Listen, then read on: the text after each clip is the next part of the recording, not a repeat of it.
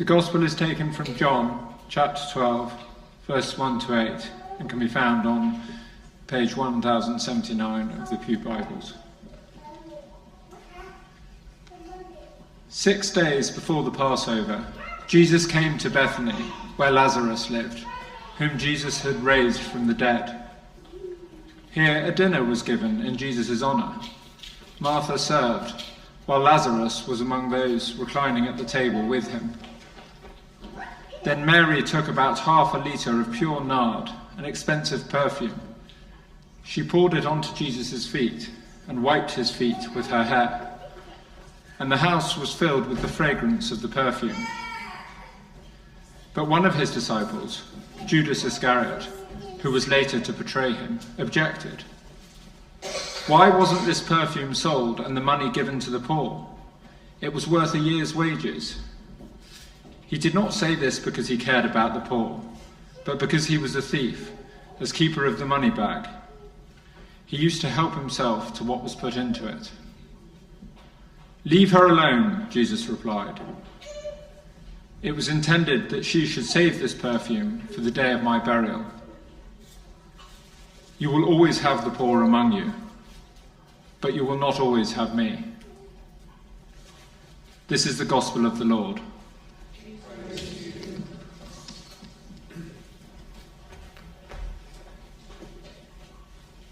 Thank you, James. Now I'm feeling quite lonely up here, and I would really love it, because I've got some things to show you if you would like to see them and you're a long way away. There's 3 spare pews here at the front. So if any of you would like to come forward, then it would be really nice to see you down here. And if you need encouragement, I've actually got a little present for you, if that helps. It may not help. So, mums, I wonder if any mums in the congregation have received any gifts today at all, or cards? Anyone? Oh, we've got one. Well, oh no, we've got more. Lovely. Otherwise, maybe they're just teaching you patience, like you try and teach your children patience. They're getting their own back. Sometimes flowers, of course, they put the price of flowers up, don't they? Especially for today. We have got a beautiful array of flowers here. And sometimes perfume is a gift of choice. And today's gospel is exactly about that. Now, no one has actually come to join me, so I'm not going to show you my picture. But I can show you. Oh, they're coming. Come on. Yes, don't be shy. Come on. I promise I won't eat you. I have got a beautiful new story Bible. Yes, why don't you have a sit on the front pew there? Brilliant. This is a beautiful new Bible for Sunday Club, put together by Tom Wright. And here is a picture of what your dad just read. Mary putting, not Mary the mother of Jesus, Mary the friend of Jesus, pouring beautiful perfumed oil on Jesus' feet.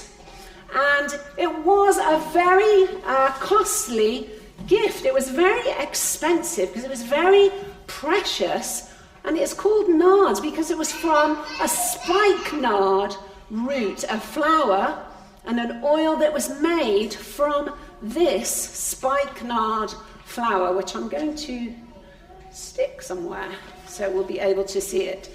And John's Gospel tells us that she used about 1/2 litre, and being a visual person, I thought you might like to see that amount of oil was about how much Mary used to pour on Jesus' feet and then dry it with her hair. I'm going to leave that there so I don't kick it over. So it would have meant that someone had to work for 300 days, that's nearly a whole year of working, to be able to pay for that amount of beautiful oil that Mary poured on her feet. Now, yes, she didn't just give Jesus this oil, she did something with it. It wasn't just, here you are. She involved herself in pouring it on his feet and drying her hair with it. And John's Gospel tells us that the whole room was filled with the beautiful smell of it. So everyone could smell and see how much Mary loved and worshipped Jesus. But that's not all, because if Mary put smelly oil on Jesus' feet, then he would smell, as he went around the rest of his day, of that beautiful smell. And Mary, who dried it with her hair, would also take that beautiful fragrance with her wherever she went. Now, dare I ask you what your favourite smell is?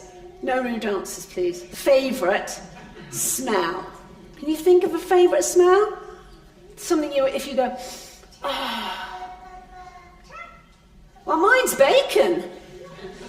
Do you have a favourite smell?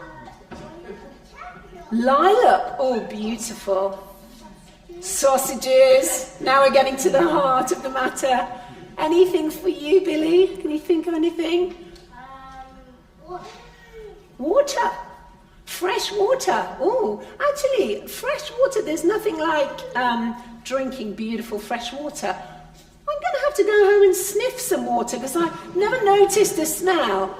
But imagine your favourite smell with you wherever you go. Now, when we learn about Jesus, when we get to know Jesus, and we learn to love people as Jesus loved people, it's a bit like carrying that smell, that fragrance of love wherever we go. And you kind of start a trail, because when you do something loving towards someone, the person feels special. You feel special if you've made someone else feel happy and special, and it starts a trail of love that passes on and makes the world go around, if you like, makes the world better. Now, I have got a little gift here as I come to the end to remind you of this, really. If I can just make sure I know which way my tin opens. So just have a smell. Can you smell anything in there? Does it smell nice? Oh, good. I'm very pleased about that. I don't know.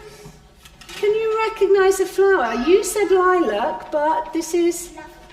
Well done, Frida. It's lavender. Would you like to take a couple each? Take 2 each. So these have been laced with essential oil of lavender. And what I would... can you take 2? Because I'm going to... Great. So with these 2 hearts, what you can't see, you're all dying to know what it is.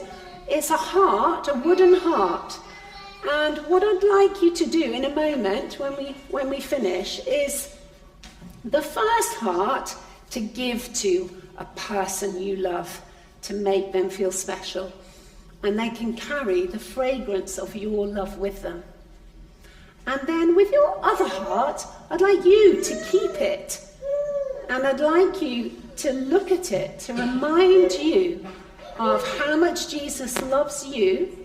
And when you smell it, a reminder to carry the fragrance of the love of Christ with you and share it wherever you go.